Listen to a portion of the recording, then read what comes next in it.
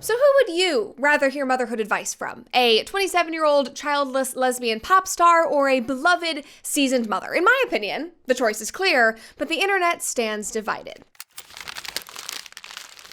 So last week, Alex Cooper had two very different women on her show Call Her Daddy, and they both organically spoke about motherhood. And the timing was just too perfect because their opinions could have not been more contrasting, which you know is a beautiful part of life. It is a beautiful thing that we can have different opinions and share those on the same podcast, but this has certainly sparked a debate online about motherhood, about happiness in parenthood, and who exactly we should be listening to when it comes to this type of wisdom. Is it somebody like Chappell Roan, or is it somebody like Ellen Pompeo? And is there one formula for happiness, and does it require being a parent? We're going to figure that out today. Before we dive in though, make sure that you like this video and subscribe to our channel if you've not already. And of course, if you don't want to miss a single episode of The Brett Cooper Show, ring that notification bell. And if you guys want to join us on tour, we have linked all of the stops below and the links to buy tickets. We will be hitting the road this spring, and I cannot wait to meet so many of you guys in person. So Ellen Pompeo, who is the star of Grey's Anatomy, which is, I think, one of the longest running shows on TV at this point, she technically went on Call Her Daddy first and brought up motherhood, but her interview was nowhere near as viral as Chappell Roan's, nor did it start the conversation. Chappell's did. So let's take a listen to this now viral clip. All of my friends who have kids are in hell. I actually don't know anyone who's like happy and has children at this age. I have like 1-year-old, like 3-year-old, 4 and under, 5 and under. I literally have not met anyone who's happy, anyone who has like light in their eyes, anyone who has slept. No one! Everyone is in hell. Everyone she knows is miserable. They don't even have light in their eyes as parents. I mean, that is a broad generalization. That is a very damning, sweeping statement that she is making. And it's even more concerning or hurtful or damning when you realize who exactly she's talking about. This all came up when Alex asked Chappell Roan about her friends back at home. She's from the Midwest, who she says that she is closest to. She always says those are the people that she maintains the best relationships with. And she goes into this whole conversation about how they have more normal lives compared to her, pop star celebrity life now. They have houses, they're married, they have children. And then she immediately jumps into saying that they're all in hell and that she has not met a happy parent, that all of her closest friends back home in the Midwest are miserable. Now, to be fair, a few minutes later, she does clarify that they're in hell because they love their children so much, so they're dedicating so much of their time to their children. But I mean, truly, what a miserable, I guess that's the only word I can use, a miserable, broad, sweeping statement to make. But also, if you know Chappell Roan at all, if you have watched her on social media, if you listen to her music, you probably know that positivity really isn't her thing. Like, she's always bitching about something, like somebody's always out to get her, something's out to get her. She's always talking smack about the paparazzi or the press or people who are interviewing her. Like, victimhood is kind of her MO at this point, and I honestly just laugh at it. But regardless of all of that, these comments in particular really struck a chord with people. And why wouldn't they? I mean, especially on a personal level. Like, imagine how hurtful it would feel to be one of these close friends that she's talking about and feeling like she is a safe person to vent to about the sleepless nights or the terrible twos, and thinking that you can confide in her and share all parts of your life, the good and the bad. And instead, she takes that and she blasts it online on a huge platform as part of a generalization about the choice that you have made in your life. A choice that is obviously hard, nobody says it isn't hard, but is also incredibly beautiful and is incredibly rewarding. I mean, that is the case with many amazing things in life, like taking responsibility for your health, which you can do with Merrick Health. Now, Merrick Health is the premier health optimization platform, empowering you to maximize your health thanks to personalized expert guidance that you will have in your back pocket. Merrick Health offers cutting-edge diagnostic labs that truly, guys, will change your life. They have concierge health coaching, expert clinical oversight, and they support clients in achieving their health and fitness goals by leveraging data-driven lifestyle and nutrition recommendations, along with supplement and prescription treatment options. And I think you guys probably know this by now, but I started my journey with Merrick Health long before they ever sponsored any of my work, because after years of feeling so lackluster and blech and uninformed about my health, I finally decided that I wanted to make a change that was data-driven, and Merrick Health was there to help me. And they truly made it so that I could stay on top of my health with the best information possible outside of our traditional model. Merrick Health exceeded my expectations, and they completely changed the way that I view and care for my body, and I know that they will do the same for you. This is truly an investment worth making for you and your family. And today, if you decide to start your journey with them, you can get 10% off. Just head to merrickhealth.com and use my code Cooper at checkout. Again, that is Merrick, M-A-R-E-K, health.com with code Cooper for 10% off. Stop guessing and start optimizing your health today with Merrick Health. Now, going back to Chappell's friends and the choices that they made and the things that they confided in her with, I was not the only person who immediately thought of them. Like, before diving into any discourse online about parenthood and happiness, this was the first thing that people brought up. Like, one person said, Chappell Roan going on Call Her Daddy saying none of her friends with kids are happy is a prime example of why you cannot just vent to anyone, because I guarantee she has this perspective because a few of her mom friends are going through it, and may a friendship like that never, ever, ever find me. May the friendships of narcissistic childless women with no sense of loyalty ever find me. LOL, true. Another person on Reddit said, someone who doesn't have kids presuming to speak for other people on the topic is a bit goofy. There is also a possibility that she is such a negative person that her friends who are parents see her as a safe person to vent to, which is very true. Your negative Nancy friends, those are the people that you often go to if you just want to feel validated and you just want to just like trauma dump and just like word vomit about things.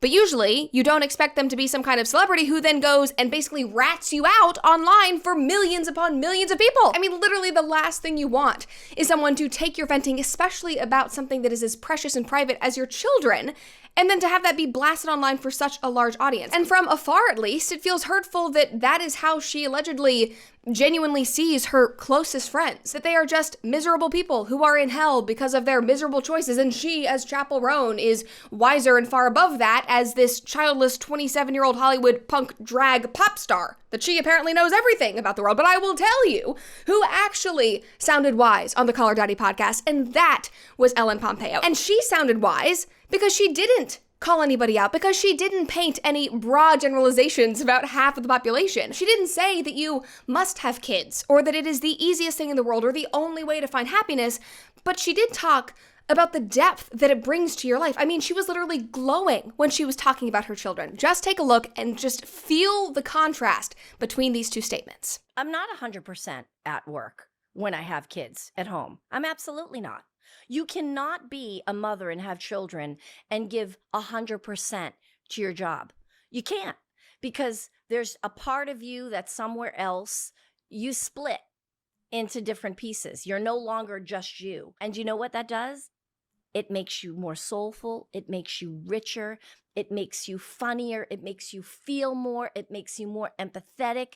It makes you angrier. It gives you this range of emotions that you can't even imagine having without this person. As women, we evolve anyway. And you're gonna, I'm not saying kids is the only path. Plenty of people don't want to have kids, and that's great for them.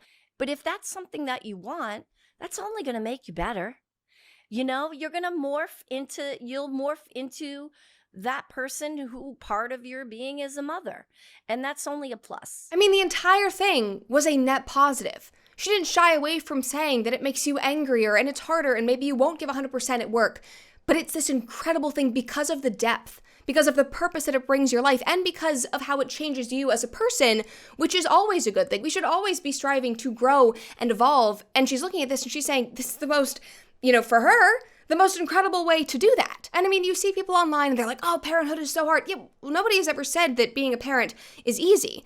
Like, even the best parents who love their children cannot hide the fact that it's hard. I mean, you are literally raising tiny human beings. You are fully responsible for the development of these little humans. You are trying to teach them and protect them, only to 18 years later push them out into the world and hoping that they succeed. Like, I fully expect that to be the most challenging and gut-wrenching yet rewarding and life-giving experience I will ever have. Because it is so complex, because it is so nuanced. Like, I crave that. That's just how I feel. Like, I want to feel that magic that Ellen is talking about in that interview. But it is all about your attitude and your perspective. If you constantly view yourself as a victim with the world out to get you, if you see sacrifices as hell and sleepless nights and maybe some inconvenience as misery, then yeah, you probably wouldn't want to go through that. You probably wouldn't want to experience something like that. But that doesn't mean that being a parent is some kind of objectively terrible thing. And I don't even want to say that what Chappell said was awful or unkind, because at the end of the day, I kind of just laugh at it. Like, I looked at that clip and so many people were melting down about it, and I was like, are you kidding me? Like, that's immaturity. I literally just look at that as immaturity. I can't even take her seriously, and it's unfortunate that anyone does. And now clearly her statement was inflammatory enough to basically break the internet for the last couple of weeks, because she has been everywhere, honestly. The story is not going away. Just like, take a look at these headlines. This is just from today. There's so many. Chappell Roan says parents of young kids are in hell. Chappell Roan divides the internet. Pop star angers conservatives. Okay, it's not just conservatives. Everybody had an opinion about this. There are liberals who are parents. I don't even see this as a political issue, and I wish we would not make it so polarized because it impacts everyone, regardless of how you vote. But even though she is all over the mainstream media and all over our Google search engines, she really made waves on TikTok. Like, that is really where the conversation brewed, where mom after mom after mom was using her soundbite to then post videos and photos of their life and their children and basically say, like, I promise you, Chappell, like, this isn't hell. Like, here is just one example of probably hundreds that I have seen over the last couple of days. All of my friends who have kids are in hell. I don't know anyone. I actually don't know anyone who's like happy and has children at this age. I have like a 1-year-old, like 3-year-old, 4 and under, 5 and under. I literally have not met anyone who's happy, anyone who has like light in their eyes, anyone who has slept. I mean, guys, like so many videos, and they were also innocent, just like this one. Like, yeah, I might be tired, but this is amazing. And I just loved this mom's caption in particular, and she said, no sleep, sure, but the light in their eyes makes mine shine brighter. Like, I am willing to go through the sacrifices because they make everything worth it, and they make that joy that much more impactful. They make me that much more fulfilled. And I don't know how you guys feel, but I personally felt like all of these videos were incredibly innocent and also very valid. I mean, this was a huge viral moment. This started a national, maybe even global conversation. And these parents simply wanted to share the joy that they experience in their life, since apparently that wasn't seen. Since apparently one of the world's biggest pop star was getting on the world's biggest female podcast and saying, yeah, you're all miserable, you're all in hell, haven't met a happy one, you all look terrible. Like, obviously people were going to respond. And 99% of these parents weren't even attacking Chappell. They were just sharing their own experiences. And maybe I perceived it that way because I want to be a mother and I'm excited about that period of my life, but many women online did not see it that way. They saw the response from happy parents as an attack back on them. So now basically we have everybody thinking that everybody's attacking them and everybody hates their life choices, and we're not really getting anywhere. For example, in the large and quite notorious, in my opinion, r/Childfree subreddit, I don't know if you guys have ever taken a gander on that page, but it is certainly something else, but there are countless posts, I mean hundreds and hundreds of replies, just picking apart the women who responded to Chappell, saying, I'm tired of having everybody attack me for my choices. I'm tired of people saying that I need to be a mother. All of these people pushing their happiness on me. How dare they do this? Like, okay, guys, it goes both ways. None of this is actually productive. A mom posting a joyful video of her kids and celebrating motherhood and parenthood is not an attack on you, and I'm so sorry if you feel that way, but that's not about her. Like, Chappell saying that her close friends are miserable and airing out their dirty laundry and that she's never met a happy parent ever. I mean, that is more of an attack. That is putting words in people's mouths, and they do have a right to respond, even if it's not directly towards her.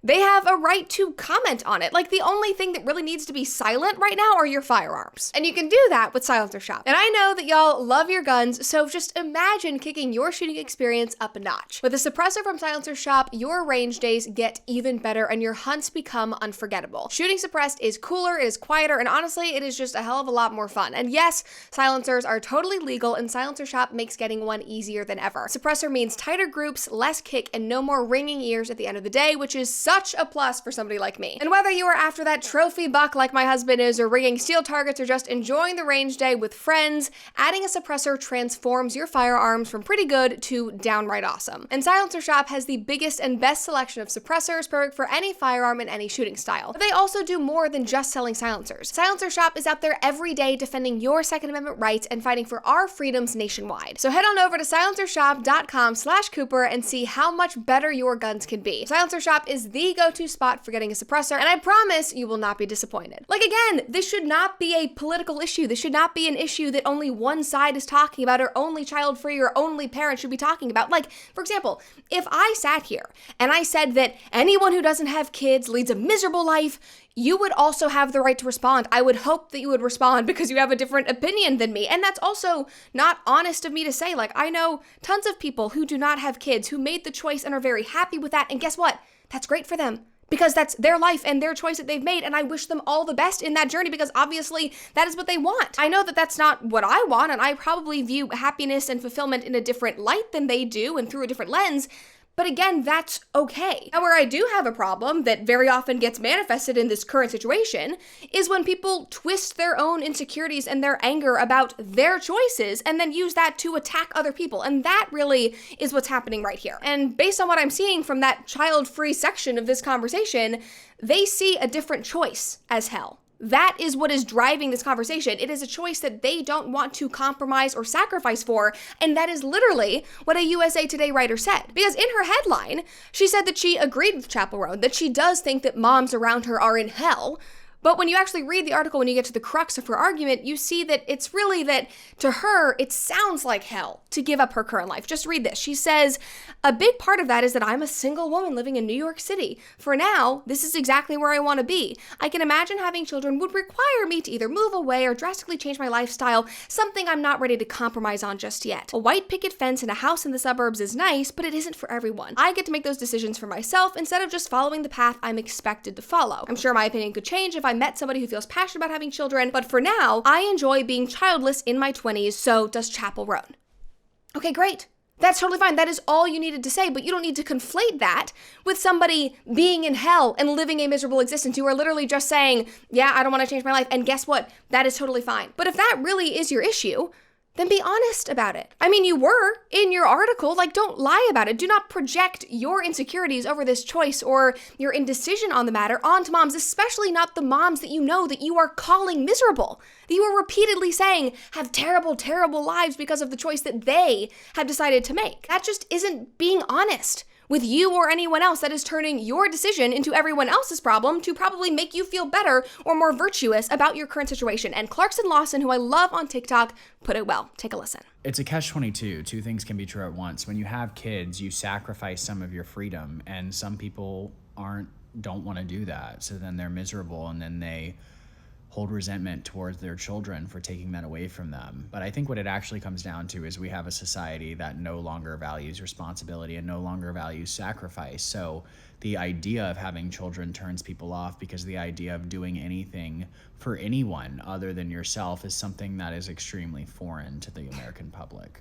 It's very, very true. I mean, he is spot on. And as I keep saying, it's not a political issue. This is a cultural issue that goes far deeper than that. I mean, this is not about misery.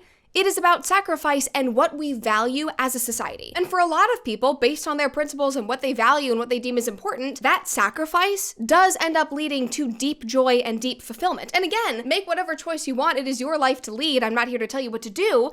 But if we're being honest, which is, kind of the theme here, is that the statistics are on Ellen's side in this debate, if we even want to call it a debate. Like, take a look at these numbers. Married mothers are the happiest. The highest percentage of very happy people in our society are married women with children. And as for married fathers, they are also the happiest percentage of the entire male population, coming in at 35%, which is a huge jump from the unmarried without children, 13%. And these numbers, guys, they are not just from some small organization. They are from the General Social Survey that has been running since 1972. This is our nation's largest, most respected, most rigorous research body that seeks to understand American attitudes at its core. And this is what they found about parenthood. And every year, the same thing rings true. Parenthood does always lead to a higher life satisfaction in all of these reports. But it is also important to note, as kind of a caveat here, that it is always in conjunction with marriage. It's not just that the children themselves make you the happiest in the world. It is that stable family environment where you are in pursuit of something good, that is hard, that is challenging, but so rewarding. It is that makes people the happiest. And also the link between marriage and happiness is frequently stronger in these studies. So it isn't just about having children, but it is about relationships and the depth and the meaning of those relationships. That is what provides happiness. Now, to broaden this further, to paint an even wider picture for you guys, this is also not a new phenomenon, even though that study only goes up to 2022. Like, this study, for example, was conducted in 2012. In defense of parenthood, children are associated with more joy than misery. How about that, Chappell Roan? And also, the same goes in other countries. It's not just America. Both the European Social Survey and the International Survey found that parents were scoring higher on the happiness scale than non-parents were. And this was especially prevalent in countries like Norway and Hungary and Switzerland that prioritize strong, supportive family policies, which, by the way, I do think that America could do a lot better. I'm not somebody who sits here and says this is perfect, this is so easy, everybody should have children because it's the easiest thing in the world. No. It is especially hard. And I am not talking about universal health care because that is what people always go to. They say, I can't have kids because I don't have universal health care. That's where everybody's minds go to. My mind goes to tax credit for parents and the betterment of our school system so that they feel confident putting their kids in schools, the strengthening of the economy to make life easier for families, a less bloated and government-invested healthcare system, which I think would make things a lot easier for families. That is all stuff that we can do to make this easier, to hopefully make parents even happier. That and strong marriages would make this argument even more of a slam dunk than it already is after years and years of studying it. But per usual, guys, I still think that we can go deeper. I still think that we can figure out what is the root of this argument, what is the root of this joy? Like, what makes parents feel that depth and feel that magic? What makes this experience feel so fulfilling and eudaimonic, as the Greek philosophers would say? Well, it's the exact thing that the Chappell Roans and the USA Today writers of the world want to avoid at all costs. Sacrifice. At the end of the day, that is what is causing this joy. I mean, when you look at the happiness statistics in all of these studies that we just talked about, when you dive deeper into what they're actually looking at, it's not just momentary joy and momentary pleasures that they're exploring. It is a deep fulfillment and a range of emotions that these parents are going through. Because those same parents that experience extreme levels of happiness also experience higher levels of stress, especially in those earlier years of parenthood, which Chappell did point to. They do experience heartache, they experience sleepless nights, but that just makes the joy stronger because they have purpose, because they are sacrificing for something good. And that is why there are so many people in the world who do find joy and fulfillment outside of having children, because those people almost always have deep, purposeful lives.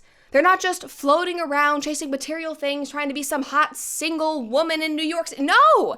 They have something deeper that's driving them. Neither of these parties shy away from the sacrifices and the challenges, and that, in my opinion, is what brings fulfillment. That is what makes life worth living. I mean, this is like a core tenet of Jordan Peterson's philosophy, which you probably know if you've even watched one video of his because he talks about it so much. Having challenges and making sacrifices, that is what makes life so full. Take a listen. So the idea is that you have to give up something of value now so that you make the future better. And sometimes it's even something you love now, and that's a good example too, because often the things that stop us from moving forward are our attachments to things that we should no longer be attached to, right? If you're not moving forward in your life, there's a high probability that you have some idea or some mode of action or some habit that you're so in love with that you won't let go of it. I mean, I literally want to send this to Chappell Roan. I want to send this to this USA Today writer and just be like, just take a listen. Like, I don't care if you have kids, but you should understand that this is probably why you feel that tension, why you feel so upset with this conversation, and why you are so quick to paint this insecurity onto other people. You should evaluate everything going on and figure out what is actually going to drive me. You know, beyond just being a hot single lesbian chick in New York City. And again, Jordan has said far more than what was just in that clip, but this is something that he brings up repeatedly, like rightfully so. This was one of my favorites that I also wanted to include just for good measure. The Alliance for Responsible Citizenship blogged about this last year, and they said, in Jordan's words,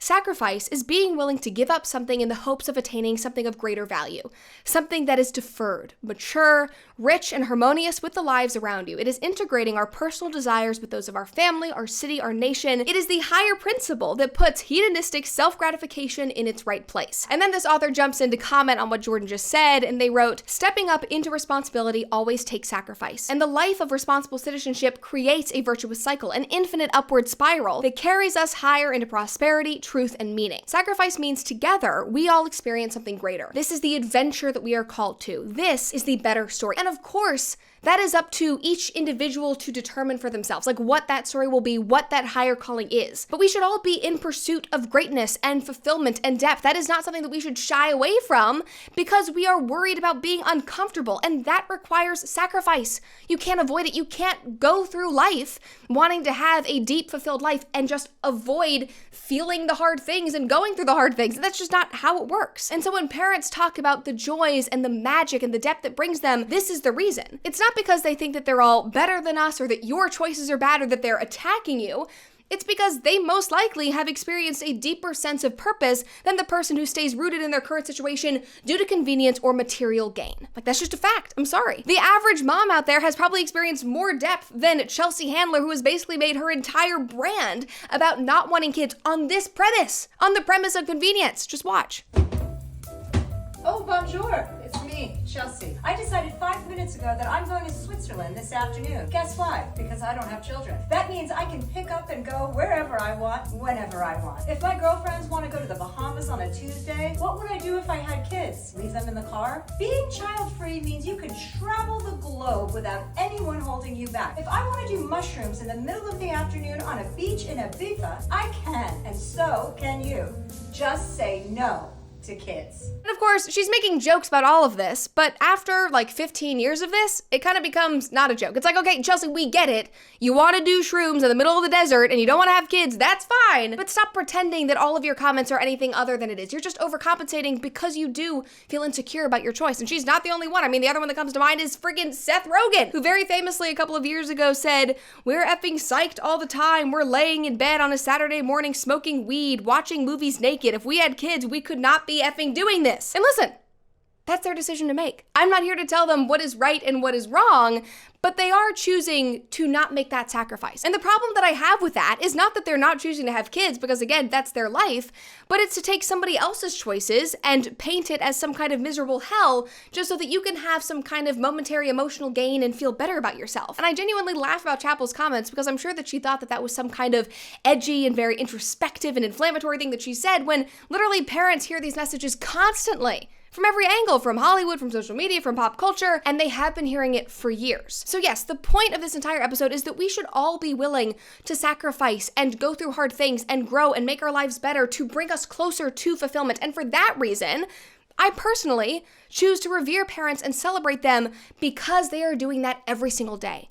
Because they are doing the hard thing. They're doing something that is challenging in pursuit of greatness, not just for themselves, but for these tiny humans that they brought into the world, which in my opinion is one of the most inspirational things a person can do.